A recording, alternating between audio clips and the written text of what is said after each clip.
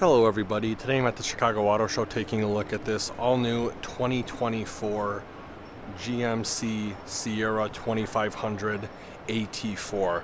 Now, this refresh, in my opinion, was probably one of the best refreshes done in recent years by a manufacturer. The Chevy version is but this GMC version is just absolutely amazing. Starting off up front, massive grille for maximum airflow. This guy does have the 360-degree camera system, so there's cameras pretty much everywhere.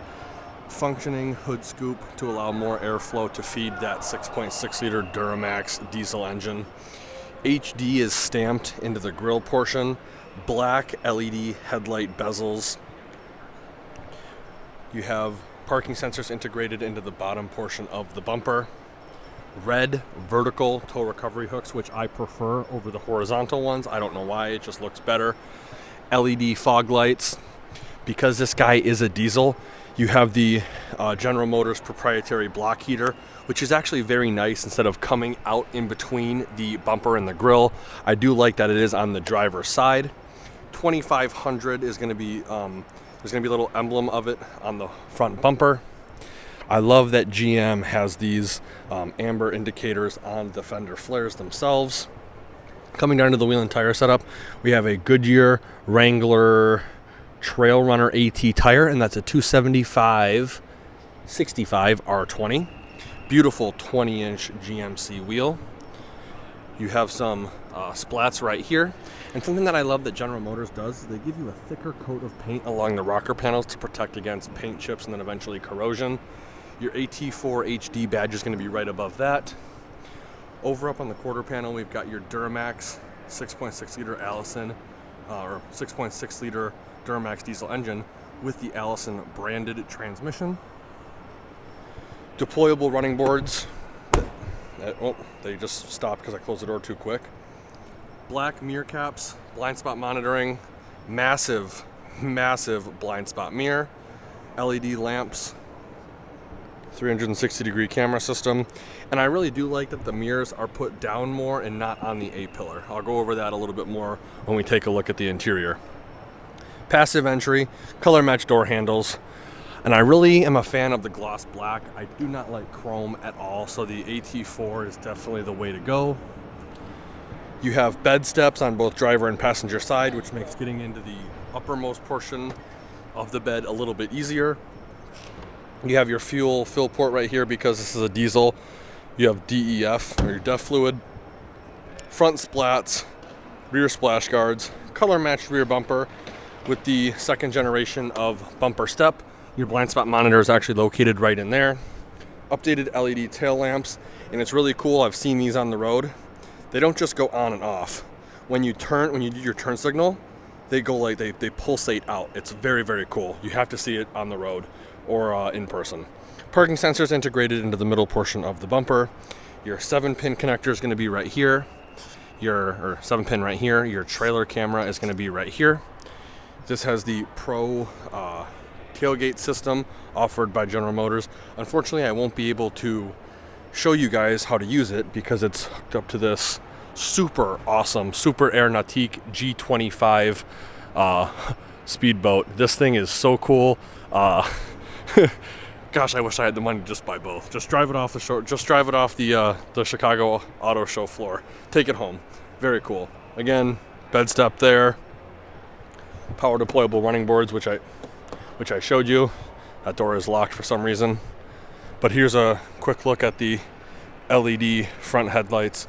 And like I said, I think GM knocked it out of the park with this refresh. This thing looks so sweet. This is probably the most aggressive looking heavy duty truck on the market as of right now. Let's take a closer look at the interior. All right, I do apologize for the lack of lighting in here. I will try and fix it in post. There isn't really much lighting at the show once you're on the inside of the vehicles. All the windows are stuck in the up position or down position, and there is some tint on the sunroof. Starting off on the driver's side door, we have all the window controls right here. All the mirror controls are going to be right here, including your power telescoping mirrors. Pretty cool. Lock and unlock buttons, as well as your 3-seat memory. Right over here we have an electronic parking brake, push button transfer case, drive mode, so trailer, tow, or sport, or whatever, depending on the trim and the package of the vehicle. Rotary dial selector for the exterior lighting of the vehicle. Pretty cool.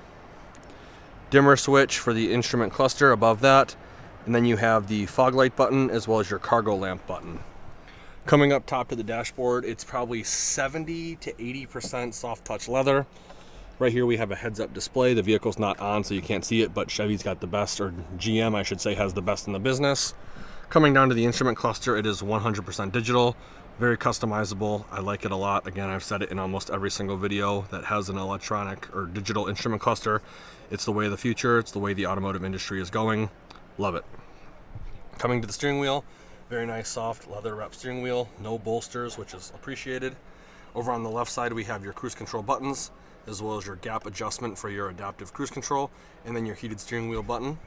Over on the right side, we have the control pad for the center LCD display, which may turn on now that I touch that button. I'm not 100% certain. Probably not. Then I like the placement of the air conditioning vents in the GM over the Chevy. The GMs are right here above the touchscreen display.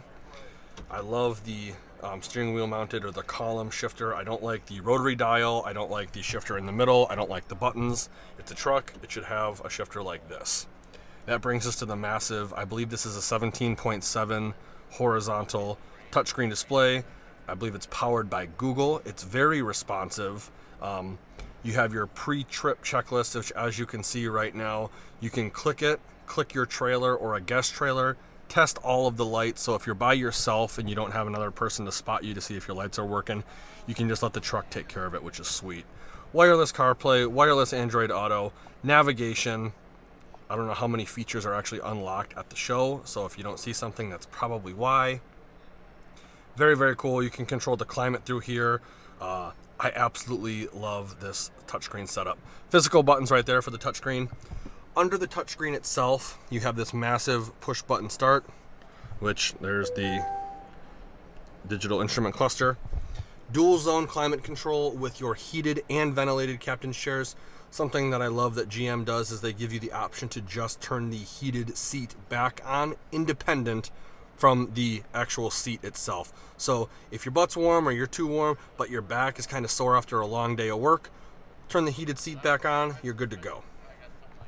In order from right to left, we have your exhaust brake button. This is a diesel, so it does have an exhaust brake. This is your lane keep assist button, parking sensors off button. This will lower the tailgate. This is your hazard light button.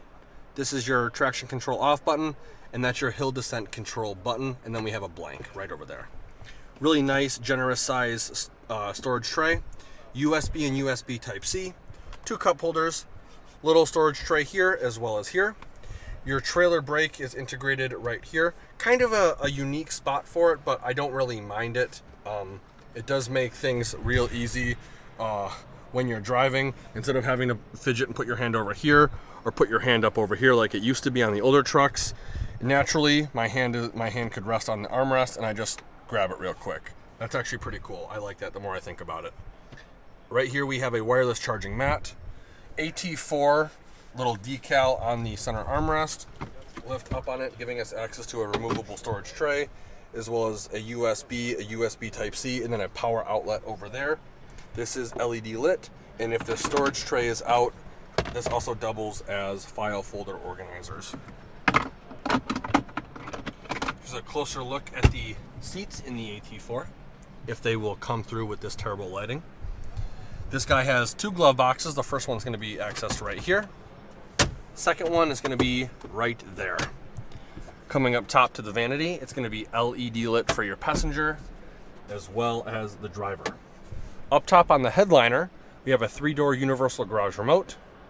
We have in the middle, we have a power slider for the rear sliding window, and then flanked by the buttons for the single pane sunroof. LED dome map light master controls. And then we have your video camera, rear view mirror. Unfortunately, I don't have the keys on me, so I won't be able to show you the features. I can tell you, you can control the brightness, you can control how high or how low the camera sees, and you can control how zoomed in or zoomed out the camera views as well. When you're done, flick it back, it goes to a regular mirror, flip it forward, and it's a video camera. Now, something I want to mention about the single pane sunroof. I love that Ram or GM, Chevy, Ram, in their trucks, heavy duties anyway, is sticking with a single pane if they offer a sunroof. For some reason, it rubs me the wrong way when trucks have dual panes. It doesn't seem like the truck is as rigid. In the summertime, depending on where you live, it lets in so much heat, so you're just cooking and you're having your air conditioning work way harder than it needs to. I think single pane is definitely the way to go, in my opinion. And overall, with the 2024, I think this was a much needed redesign. I think they absolutely knocked it out of the park, and now it is so much more competitive with the offerings from Ram and Ford. Another thing too that I want to give GM credit for, which they've kind of been doing this in a lot of their vehicles now, Chevy, GM, Buicks, is they've been kind of tilting the infotainment system and the controls towards the driver, so it seems like they're in a cockpit and they're not having to extend out super far to touch stuff, especially when the touchscreens are getting as big as they are. You don't want to have to reach all the way out to over here as the driver to touch something on the touchscreen. It's got a perfect tilt to it, angled towards the driver. All of these controls are angled towards the driver as well. The passenger, if they want to change theirs, it's in a perfect spot still. I think Chevy, GM did an amazing job with the redesign of this vehicle.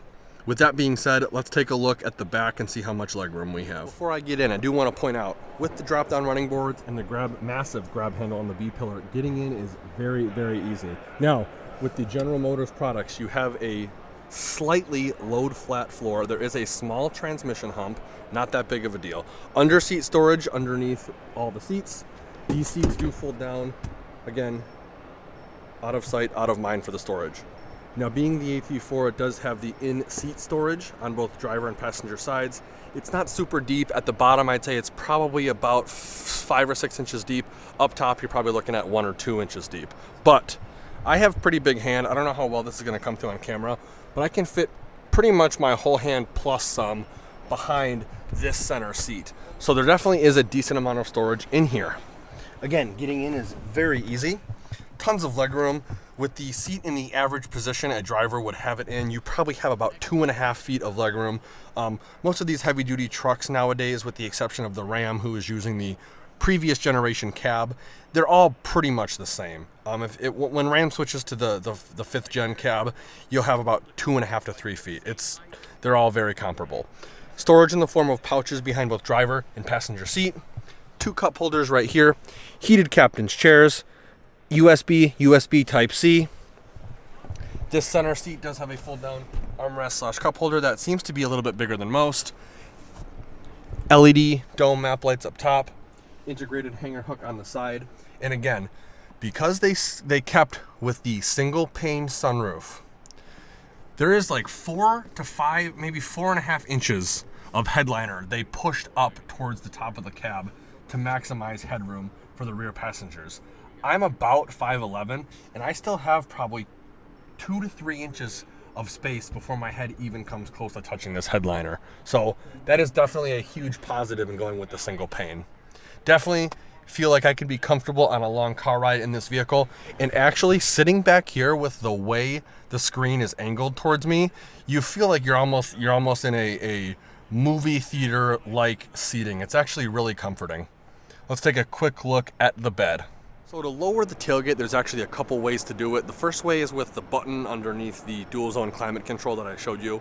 Second way is with the key fob, and the third way is the traditional way where you're going to come up to it and push the button. I say traditional because no one really has the latches anymore. Everything is now pretty much buttons. But because it's hooked up to this massive, beautiful boat, I'm not going to put it down. I don't want to risk damaging something. Backup camera is going to be right here. If you want to lower just the original tailgate, you're going to push this button. If you want to lower the top portion of the tailgate, which I can do, you can do that. You can also fold this out and act as a bumper. So you turn your, 8-foot bed into a 9.5 or 10-foot bed. You also have tie-down points on each side as well. This is what you use as the tailgate step. when you put the thing down completely. Now, if you have something here, like we do, I believe you can hold both of these, or the top one, for 3 seconds, and it won't actually fold down completely. I'm gonna fold this portion down again just so I can get up and show you. This guy does have a spray-in bed liner from the factory. It's got 3 tie-down points in each of the 4 corners for a class-leading 12 tie-down points. Right here we have the handle for the Pro tailgate right there. We also have a 4-pin and 7-pin connector and LED bed lighting, because this guy also has the gooseneck 5th wheel prep package. And if you look closely too, you can see that Chevy actually pushed or GM, I keep mixing them up, I'm sorry about that. GM pushed the bed to the outermost portion to maximize cargo space, and I believe they are class leading in terms of bed space volume, which is pretty cool. If you look up top right there, you have the 3rd brake light, cargo camera, and the rear view mirror camera on that little wing. That wing is actually designed to shoot air up and over the bed, so if you don't have a tonneau cover on here, you will still have reduced drag. Let's take a quick look at the towing and payload sticker for this vehicle. So here's the towing and payload sticker for this vehicle. Keep in mind the AT4 is the more off-road, rough and tough kind of trim, so it may not have as much towing and payload as something that is properly equipped. If you see one of these on your lot and it does have a little bit different information, it could be because of how it's optioned. Typically, the more packages you add, the less towing and payload you get, so just keep that in mind. Unfortunately, there is no window sticker here at the show for any of the GM products, so I won't be able to go over the key features and stuff like that. But if you enjoyed the video, please consider giving me a like and share. And if you want to keep up to date with more Chicago Auto Show content and future vehicle walkthroughs, please consider subscribing to the channel, and be sure to check out all the affiliate links in the description below. Like always, thanks for watching and have a great day.